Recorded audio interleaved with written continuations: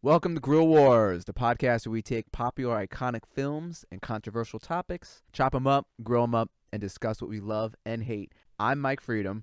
I'm Duke Meadowpoint. Duke, what are we grilling up today? Well, we're chopping up a funny little concept called the Fermi paradox. This is going to be an interesting episode because, well, we've really only done movies and films so far, and this is going to be our first true, I think, controversial topic that we're going to dive into and see how it comes out. So, yeah, Mike, what do you know about the Fermi paradox? Well, I think it's pretty timely that we're having this conversation because of what has been happening within the last, I want to say maybe 5 years, where we have, if any of you listen to Joe Rogan, you already know. There's between Joe Rogan, Jeremy Corbell, all these people who have been promoting alien life. The Fermi paradox is a paradox about aliens. And if you want to get technical with the definition, it's the contradiction between the seemingly high likelihood for the emergence of extraterrestrial intelligence and the lack of evidence for its existence. In other words,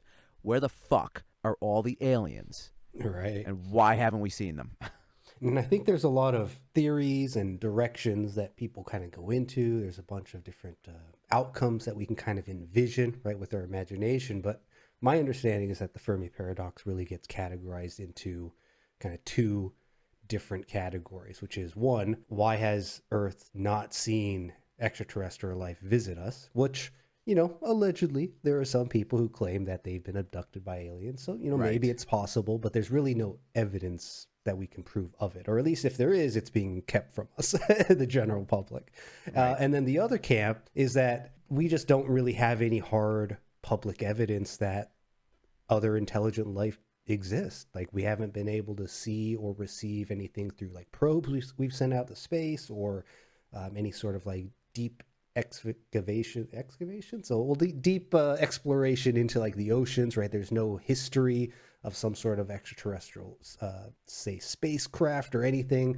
There's just a bunch of theories. There's a bunch of speculation, but there's nothing that we can, I think, publicly say is like universally true and hard as, it exists, right? There's so much gray, and personally, I've been obsessed with astronomy and space, aliens since I was a kid. And then there's the movies like Independence Day and all these crazy movies where aliens come and they're not friendly. E.T. was friendly, but I think Independence Day and things like that, where aliens are coming and they're here to fuck our shit up.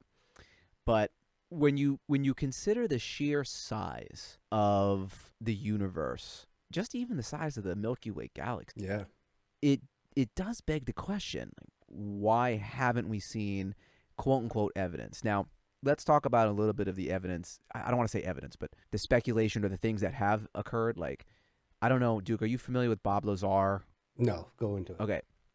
So Bob Lazar, I know about him because I heard him on Joe Rogan. And Bob Lazar, in the 70s and the 80s, worked at a part of Area 51, and he allegedly worked in a compartmentalized part of that project and worked on like gear, alien craft. And then you couple that with the testaments of Commander David Fraser, who, I don't know if you're familiar with him, Duke, but he saw what was called, he's known and equated with the Tic Tac video. Are you familiar with that? No, what is that? Never even heard of that. The Tic Tac video is Commander David Fraser was doing an exercise off the coast of San Diego, I think in 2008 or 2009, and they observed this craft that did not behave like anything else. Is this the Navy video? I don't think I know which one you might be thinking. They don't have a video of it. They only have the testimonial from the commander. But who's a highly decorated, like he's not some Joe Schmo guy. Like he was an actual pilot, and he observed just erratic behavior where the Tic Tac, this object, was 30,000 feet, and then it was like 10,000 feet, like instantaneously. It just was not behaving like any craft that you'd see at the time. Sure. So what the fuck was it? And we still don't know. So there's things like that. There's things like the Bob Lazar story. And then there's, of course, the stories that I don't know if the whole story of, or the theories of an ancient civilization that was here, whether or not it's aliens coming and then leaving, or it is ancient civilizations here, but they're all kind of tied together. A little bit. But to your point, there's never been glaring, oh my gosh, here we are. And even as of late, who's the David Grush? Did you hear about David Grush? No. He was the whistleblower that came out recently. This was within the last year. I mean, I might have, but again, names and me are oil and water. Yeah, he came out and was saying, yeah, he worked, and we definitely have biological bodies, like making some crazy claims. Yeah. And see, the problem I have with those claims is that they're no more genuine than some dude saying that they were abducted, or some dude that says that they were kidnapped by a Bigfoot. It's like, right. Unless we see a photo or some sort of physical evidence, maybe maybe their arm was gripped by this massive being, and we see this double the size of a normal human hand, kind of, like choking victims, right? Like we see that there's evidence that they've been choked. So, a giant creature with superhuman strength, if they grabbed your arm, there might be bruising that is double the size of a human hand. Or, like the alien abductions, if they're like, they only probe the one hole that exists. They don't create additional injection points and such. It's there's a bunch of, what's the word, inconclusive kind of claims that tend to come out. So I'm a bit of a skeptic when it comes to what's real, what's not. It really falls into the camp of kind of believe what you see type situation. Sure. Well, fine, right? So we don't have actual evidence. But what about, is there any math that would support, hey, there should be aliens, right? Now, I don't know if our audience is familiar with the Drake equation. I wasn't. Okay, so the Drake equation is credited to Frank Drake. And the equation essentially sets up a math formula to calculate the number of intelligent, contactable civilizations in the Milky Way. I don't even think in the whole universe. I think it's just the Milky Way galaxy. And according to the equation, Duke and I were looking things up here. It could be anywhere between 1 and 10,000. But the theory behind this is, again, even if there's so many, considering that the universe is 14 billion years old, and look at how humans evolved really in such a fast amount of time. Yeah. There should be more aliens out there that are contacting us. And that's the crux of the whole paradox. We know there's math that can support that there should be a lot of civilizations out there that are more intelligent than us if they've been around longer than us, which is very possible. Where are they? Like, just where are they? What happened? What's going on? What happened? So what do you so Duke? Well, let's start here. I actually have a question for you. Sure. I think before we get any farther, which is, Sure. let's put this down on the table first. Do you believe in extraterrestrial aliens? Yes. All right, my answer is yes as well. Yes, I think the universe is too big to not have. Now, okay, when you say extraterrestrial, are you talking about life, or are you talking about intelligent life on par with us or beyond? The latter, which, yeah, I Okay. think the latter is the more reasonable option, right? Yeah, I think Why? I'm laughing because I like to think that there's others like us out there. It makes the concept of the universe and the concept of life in general, I think it changes the dynamic of so many things when you consider that there's other intelligent life out there. Think about religion alone. Yeah. Most religions are so self-contained to the earth that if you introduce an alien species or another alien civilization, well, then what, right? It's funny because I'm no religious man, and I never grew up being a religious man, but I did. I wouldn't say I'm scholarly when it comes to religion either, but I do like the stories that kind of come out of different religions. And what I always took away as someone who didn't really fall into a religious category is that when I hear a bunch of religious stories and stories from the texts, or how the stories kind of send a message, right? There's clearly a message within those writings and the history there. But regardless of what religion we're talking about, there's far too many similarities across religions for it to be I think it has to be, more than a coincidence. So Well, okay, go on. what I'm getting at is, like, for example, religion and mythology has a lot of parallels, right? And it wouldn't surprise me, and one of my favorite kind of, I guess, talking points for this story is, for, say, like the Native Americans, right? When large sailboats came and Native Americans saw them, there's stories, and I don't know how true they are, but it's believable to me that because if they were unfamiliar with, say, large sailboats, large, seafaring ships, then the large sails they may have misinterpreted as clouds because their perception couldn't quite understand it, right? For example, one I was thinking about this actually yesterday, which is we had these beautiful, beautiful clouds up in the sky, and it if I didn't have the understanding that, hey, clouds form on a certain layer of our atmosphere, I would have looked at that and thought, man, there's a volcano in the distance that is just like erupting this huge plume of white smoke or something. Like, it looked massively, almost like godly, of this massive billowing cloud just from the horizon up to the sky. So I think perception really plays a role, and I think it also plays a role in the whole kind of alien extraterrestrial and Fermi paradox kind of conversation, because the universe, the galaxy, and whatever beyond, it's so massive, we barely even understand it. And hell, we barely even understand what's at like the depths of our oceans for comparison, right? Big time. So how can we even, we can't really do much more than speculate because we have such a small understanding of just the scale. Like, for example, here's a good example for people to think about, which is if you were godly and massive and the planet was nothing more than like a marble to you, right? And you were to rub your hand and like caress the surface of Earth, what would you feel? The answer is nothing. It would feel smooth, which is crazy because, like, we, at least my generation, grew up with this idea, like, we're looking at these, physical globes, we're looking at geographical maps on, Google Earth and whatnot, and we're like, oh man, the bottom of the ocean, what's that depth? The Mariana Trench. Yeah, the Mariana Trench being like the deepest point that we know of, and then Everest being the highest point that we know of. It's like, wow, what a big difference. But when you really look at the comparison, it's what? It's like less than 10-mile difference. I forget. It's something minuscule from the top to the bottom compared to the grand scale of the size of the Earth. And if you were a massive person, like the rivets on your skin, your thumb, your fingers, right?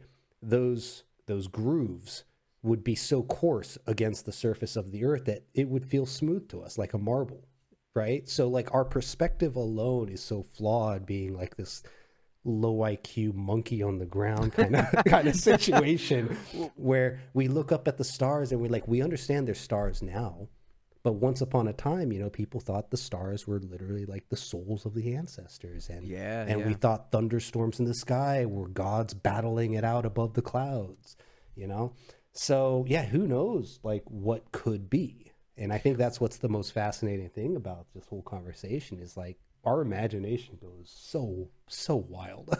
Yeah. Well, let's talk about that then. So if we were going to answer the question, where the fuck are all the aliens? Why are we not seeing anything? There are a few, I guess, hypotheses to the paradox as to why we're alone. So, of course, the first one is easy. The fact is, we are alone. Like, Which is we're alone. Which alone, I think it was quoted from Fermi, right? Like that answer alone should terrify you. Yeah, it's not the fun answer because again, I think you and I both were like, yeah, we believe in aliens, and it's just not as, it's not fun. But the reality is, it might be true. Now, there's a book that's sitting on my shelf that I admittedly have not read yet because I don't have a lot of time to read, let alone record these with you, Duke, as much as I love recording these with you. It's called Rare Earth.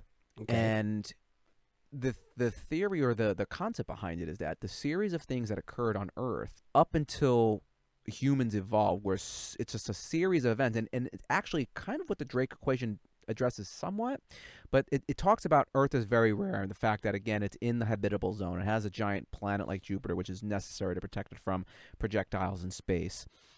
along with multicellular organisms, maybe it's just so rare that we are alone. And that also brings us into the next point, which is the great filter. I don't know if hypothesis or answer is the right word, but are you familiar with the great filter? At a very high surface level. Right. So the great filter is one of two things, where this filter is either behind human civilization or in front of human civilization, where this filter is either stopping civilizations from even beginning their journey to becoming a galactic spreading civilization, or the filter is in front of these civilizations, at which point they all destroy themselves. And what I think doesn't get talked about enough when it comes to the concept of the filter, like we think very linearly. I to myself kind of laugh at humans as a whole and be like, man, we're three-dimensional. We imagine in 4 dimensions, but our thinking is in 2 dimensions. It's very linear because, the great filter doesn't have to be a line with different plots like a timeline, right?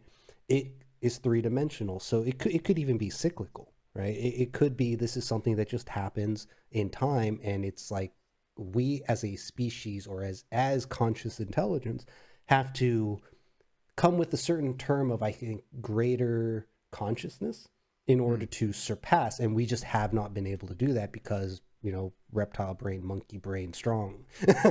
Yeah. And a good example that we actually have historical proof of is the rise and fall of, say, civilizations, which as a civilization reaches a certain point, it becomes almost a breaking point where it can't sustain itself, or the ideas of the culture or the civilization starts to shift, right? Like Rome is a good example of this, how they grew and they were very good at conquering, but once they reach this kind of tapering point of, I guess you can call it some form of peace, then they started to go into decline, right? And obviously a bunch of stuff ended up happening because is that an effect of people just having too much time on their hands? So they decide, hey, I'm bored, I'm going to go, stab the emperor in the back type situation. Or like you were saying, how like human civilizations, eliminate themselves. Is this a situation where we get so quote unquote technologically advanced that it's just a matter of oops, and we all just blow ourselves up?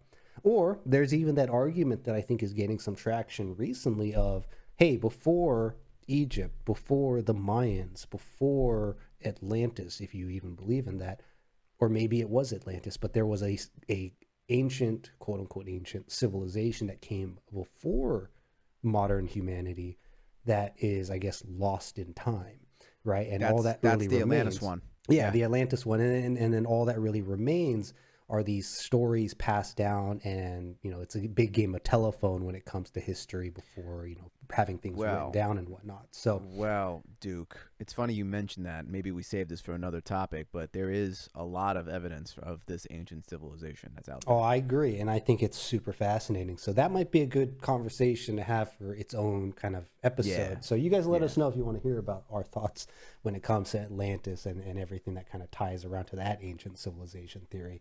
But yeah, the whole like great filter, I mean, it's possible, and it might just be it might be something that we as a whole have to overcome. But until we get like this unified consciousness that, hey, we need to overcome this together, which as individuals we just can't seem to do, we're really still kind of hardwired to this maybe tribal monkey tribe kind of mentality where we can only sustain a quote unquote tribe of hundreds of people scaled up to whatever for global civilization, right? So who knows, but yeah, great filter, it's an interesting one, and I think it's cyclical. So I think it's both behind and ahead of us. Okay, so that's fine, but again, that's not really the fun answer, because that means we might be alone. So do you have another one that comes to mind? I have a couple more that I can talk about. But do you have any? Yeah, because we did the Matrix, I think that's a fun one to explore, which is simulation theory, right? This whole idea that, hey, our consciousness is a simulation. Like we are either being observed and we're in a machine, like AI has already advanced and we're strapped into a chair, or actually my favorite simulation theory actually comes back to religion, which is an interesting take. which tell me, go religion should be a hole on that, but tell me. Yeah. So one of my rabbit holes that I've gone into with simulation theory is the fact that our soul goes into, like this whole idea of like reincarnation, right? Like we're reliving life after life, because when you are whole, which is, the image of God or whatever religion, totes, you can't really experience anymore, right? So one of the concepts that kind of goes into that whole reincarnation of the soul and why maybe heaven is the end game, but our soul doesn't desire heaven. It desires experiences and emotion, which we have to experience through suffering or whatever it is that we're in today, right? So what happens with that idea is that it's not this consciousness that's uploaded to a machine. It's this consciousness that's been, I guess in translation, uploaded to this greater whole that we all originate from, right? In the image of. So, regardless of whether it's spiritual or mechanical or quantum whatever, simulation theory is an interesting one, just because I don't think you could even, how would you even know? Where would that? You wouldn't. That's what makes it so scary. And that's where I'm going with this, is that simulation theory is predicated on the notion that someone else is in control. Right. So I don't like that one. It even goes back to when Morpheus says, "Do you believe in fate?" And Neo goes, "No, I don't like. I don't like the feeling of I'm not in control of things. Right, my own destiny. It's the same thing. Like you really wouldn't know if we're in the Matrix and these are all just electrical signals. You really wouldn't. You wouldn't. No. Yeah. And it's I just thought of something. Do you watch Rick and Morty? Bits and clips of it. No, I haven't watched it. Did you ever see the episode with his car battery? And no. The car battery stalls out and Morty's like, what the hell's going on? And inside the battery he has a whole civilization that's powering the battery. Yeah. And then they go in and Morty's like, "Oh, these people are slaves." He goes, "No." And then there's a civilization within that civilization because the guy in there is powering something. And it just goes to show why I bring it up, because it is, how would you know? How would you know if you were, you wouldn't, which is what's so wild. Yep. So I don't know. This one scares me a little bit. There is no way of knowing, so it's not like you can be like, "Oh, fuck work." You can't do that, obviously. So I don't know. What are any other thoughts on this one? Because this simulation, nah, dude. Yeah. Simulation, I think is, if it is simulation, then like we said over and over, I don't think it would be possible for us to know.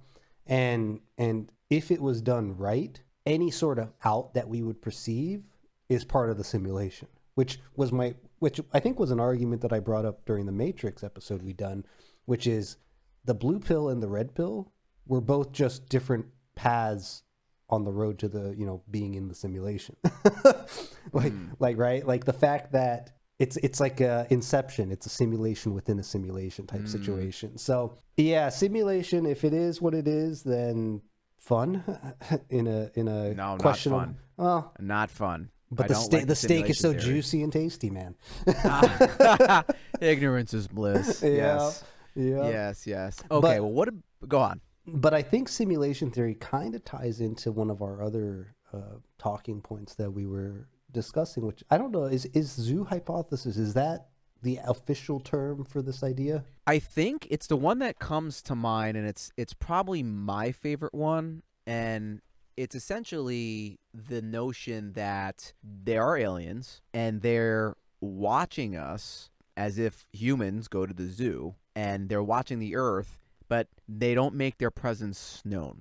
And there's a whole bunch of directions that can go into, right? Like there's the theory about the reptiles on the moon that are just watching us and sucking our life force. So like they feed on our negative emotion or whatever it was.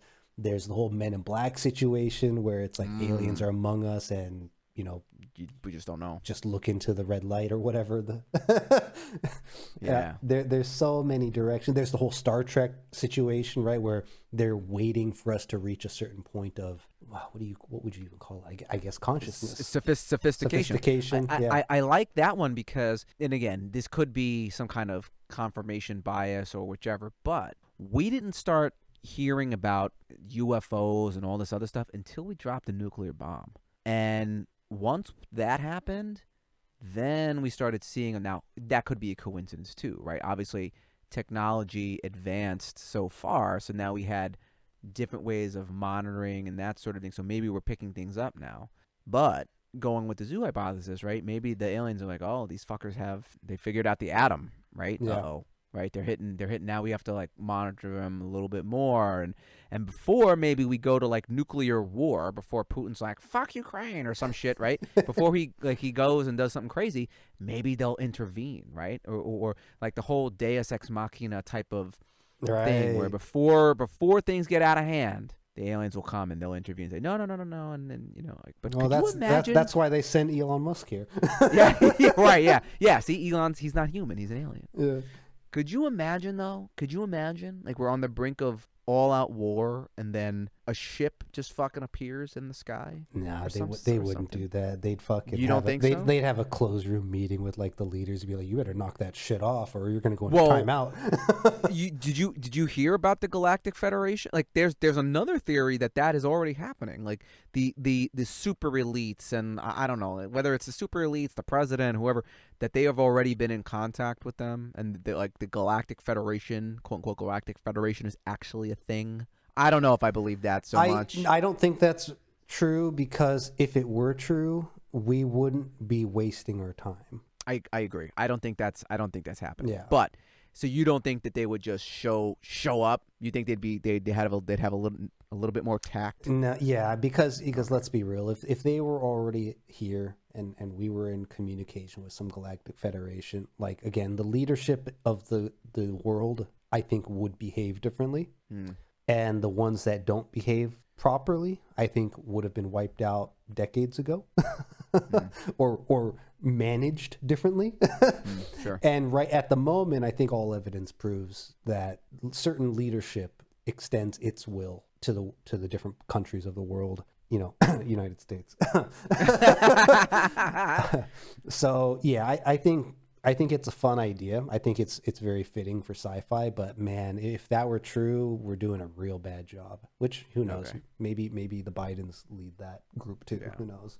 but so remove that. So that's not the case. I do think that we could easily be observed, and maybe we are being observed, and they're just like, look, like you said, like, look at these fucking monkeys. They are fighting amongst themselves. They don't even, and we are still very extremely tribal. Yeah. And again, that mindset has to change if you're going to now think in a more holistic approach to the galaxy. And now you're not just Americans and this and that. You're Earthlings. Yeah. You're Earthlings and whatever other species. What were you going to say? Exactly. And I think this kind of ties into one of our other talking points, which is just the fact that the universe is too fucking big.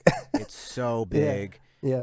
And I was giving you the example before we started, like, imagine taking a glass and just taking going anywhere into the ocean, just filling that little glass with some water. What are the odds that you're going to get fish? We know there's tons of fish in the ocean, but what are the odds that a glass of water is going to get fish?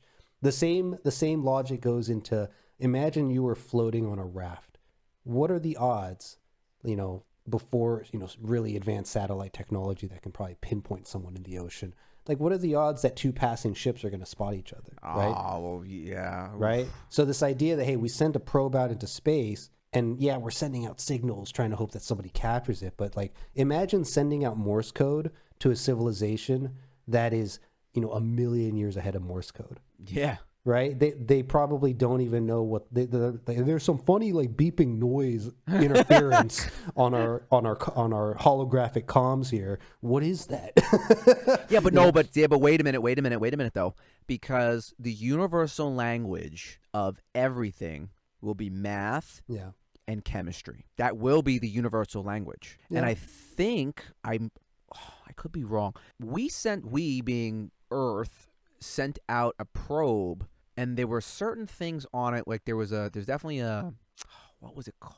There's like a golden record on one of them. Yes. That has like some of our most prized historical, like music, and I think there were some film clips and whatnot that were basically cultural stuff, right? And What film did they put on? I forget. It was a long time ago, but yeah, it's basically there's a bunch of information on that I think that is trying to introduce some of our culture as well as point anyone who finds it to where we are in the galaxy. But yeah, what are you going with? Where was I going? Shit, I started Because yeah, we sent so we send out these probes. Oh, we're sending out messages. I was going with that and saying that where I was going with that was that a civilization that was that advanced, if they had the ability to contact us, would figure it out no problem. You say that. You say that. They would figure it out no problem. No, because here's my logic there. We still don't fully understand how like the Sphinx and the pyramids were built. We don't. But if a civilization was able to traverse to have interstellar travel, pretty sure they'd understand how the atom works. And we have already a good understanding of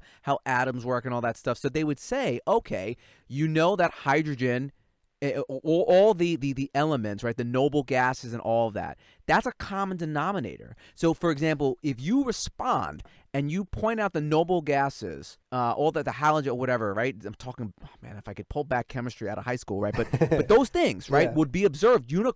We think universally. This is where we think universally observed the same way across the galaxy. I disagree. Then, how would you disagree? The sun's made up of hydrogen. Hydrogen's going to be the same here as over there. This goes back to one of my points that we opened with, which is perception. There is zero guarantee that, for example, how we perceive the color blue is matched by anything outside of what we know. So, yes, I think there is something to the whole idea of the elements and math when it comes to like universal language or understanding. But I don't think I think it's is presumptuous the right word? But are you saying? Okay, go on. I think there is a potential misconception that we assume other life perceives what is around them the same way we do. Like if we came into contact with a species that was made out of pure liquid with just like a membrane, like kind of like humans are majority water, right? But these guys are like bubble people, like they are liquid bubble people. We'd look at that and be like, how do you work? Totally, but because they could. Okay, so let's go with that, right? I agree. Like we're 70% water. People, you could look at us and say, how do you work? Or like octopuses. Octopuses are crazy, right? Oh, they're insane. They're insane, right? So I don't know how they work. But the point is that the molecular makeup of these, it is the same. So that's what I mean. It's not a matter of perception of blue versus green versus yellow versus red. It's atoms are atoms. So when you observe that hydrogen only has one proton and one electron, right? That's hydrogen, right? Then it should be the same across space. We would think. We would hope. And again, I'm not discrediting the element itself. It's how is it translated, right? So the same, again, logic with like, if we were sending out Morse code across the stars in hopes that somebody will respond, hell, we have satellites, farms that are looking up at the stars and trying to see what we receive. And there's been a bunch of stuff, we've seen through films or just like noise coming through the cosmos that we still don't know what they actually mean, if they mean anything at all. It could be the fart of a star exploding that we translate as like, oh, this is a message, but it's just a star exploding. Totally. Like we don't know. Totally. But for example, if someone were to send something to Earth, and there was even a chance. Well, no, I don't want to use us as the example because we're retarded. But like a very advanced, what I'm saying is a very advanced civilization, if we sent out basic stuff, which we have, and things that we know are pretty much uniform to our best knowledge, pretty much uniform, I think they would figure it out. So for example, if we sent out data and we put hydrogen and all those atoms and all that stuff, and we said, oh, sun, hydrogen, and we put those things down, or we even did something like this: 1 + 1 = 2, 1 + 2 = 3, 1 + 3 = 4, and we put that down. You now have something. It's like a math equation, and you can solve it and say, okay, now we have. This is how you bridge communication gaps. Like if I was to meet somebody in, I don't know, fucking. Let's just say I go to The Middle East or something. Middle East, right, Arabic. I don't know how to speak Arabic, right? Yeah. However, I can, with my finger, say 1, 2, 3, 4. And I could easily understand how they count from 1 to 4 because we would do the same things. Sure. We've now bridged communication. Now, are we speaking paragraphs? No. But at least we have some sort of commonality, and that's how you build off of that. Yeah. You build off of that foundation. So what I'm saying is that the things that we've sent out, I think a very intelligent alien civilization would say, child's play. Let's send it back. I think it's very easily done. You're saying no. Possibly. You're saying no, but I don't think it's a perception thing. I don't think it's as simple as we claim it to be, because here's a thing that I do in my nerdy free time is that I run games of Dungeons and Dragon type stuff, tabletop games. And there's this running joke with people who run these games, which is, why can't players solve our simple puzzles? Because we're retarded. Yes, and that's, I think, kind of what it comes around to, which is, again, we understand the intention behind the messages that we're trying to send and communicate, right? There's zero guarantee that the recipient understands those intentions. Now, if the brighter they are, the more likely, yes, that they could maybe unravel that problem, and maybe it is child's play. But if it is child's play, then, going back to the Fermi paradox, right? Why has Earth not been visited? Well, the answer there is probably that maybe we have, and they just found us uninteresting. Maybe. Yeah. Because someone I work with was like, why would we give a fuck about ants? Exactly. Are you crazy? I think ants are fascinating. They are fascinating, but when you're walking through the woods, are you caring about the ants? No.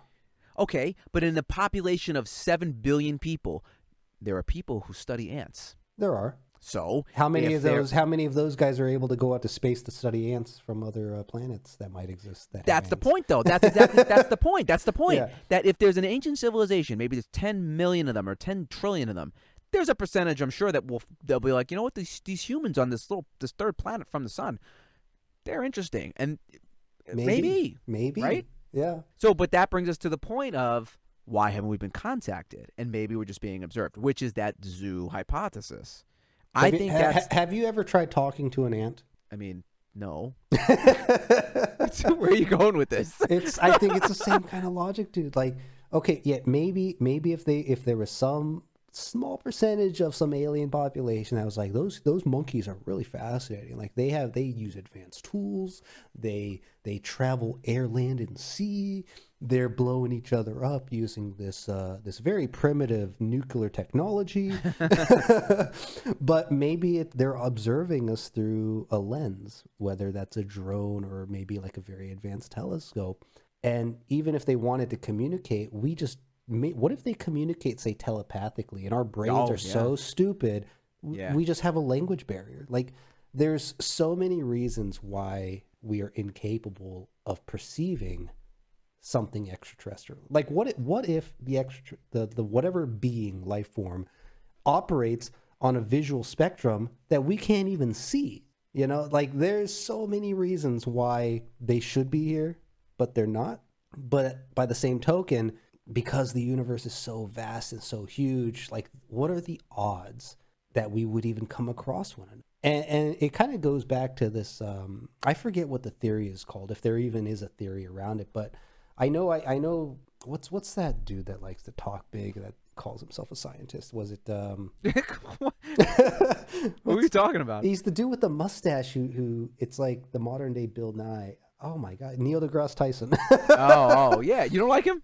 I have mixed feelings. I think. Really? I think his ego is a bit high, but he makes a point, or at least he's the last one I saw that made this point, which is, if civilization was interstellar and aliens, we would assume, that are more advanced than us at least, should be, right?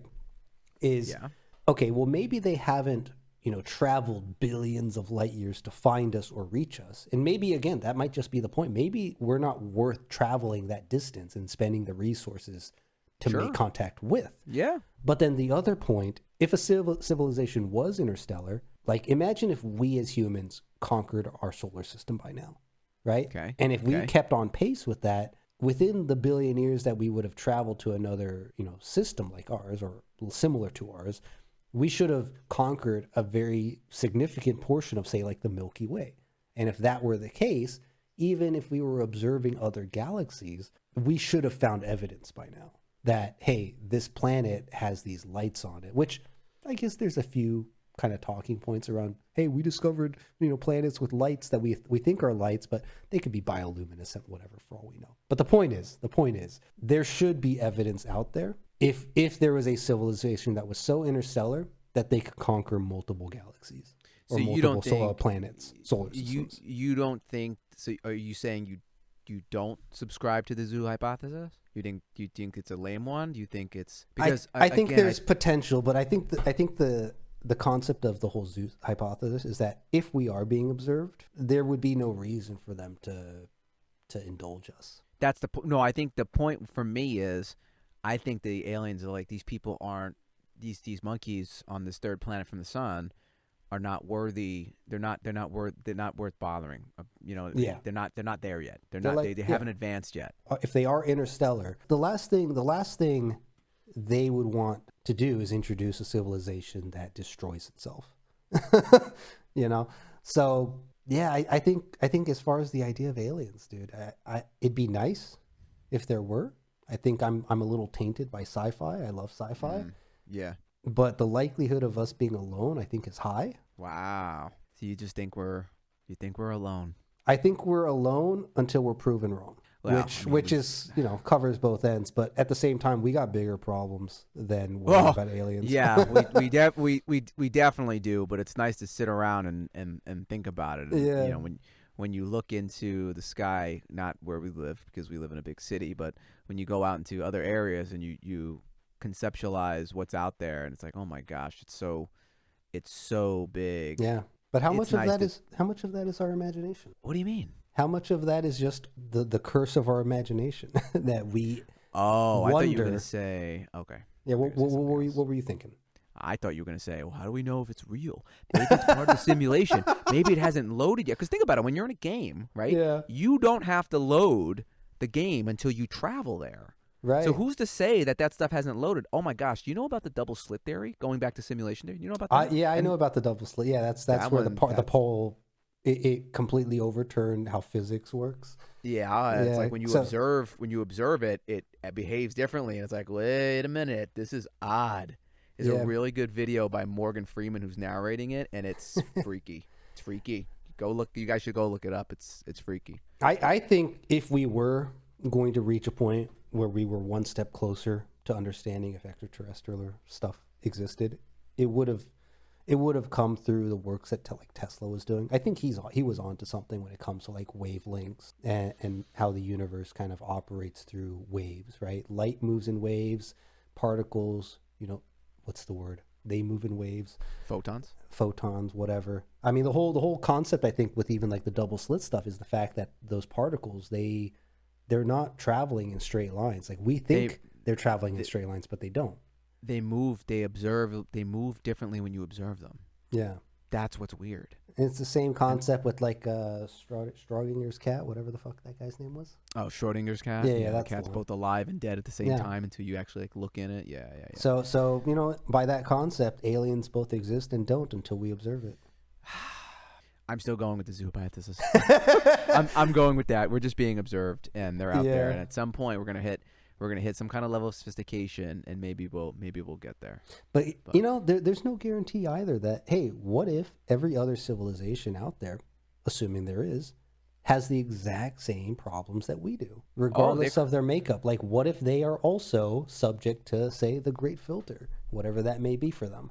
Totally. I mean, there could be another species just like this on the other side of the galaxy, making a podcast just like this about where the other aliens are.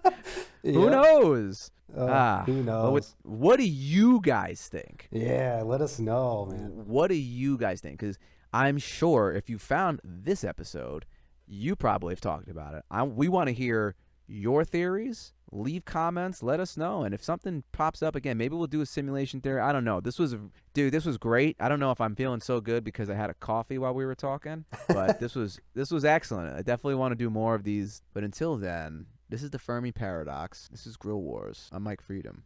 Duke Meadowpoint. You guys take care. Peace, peace. Peace, peace.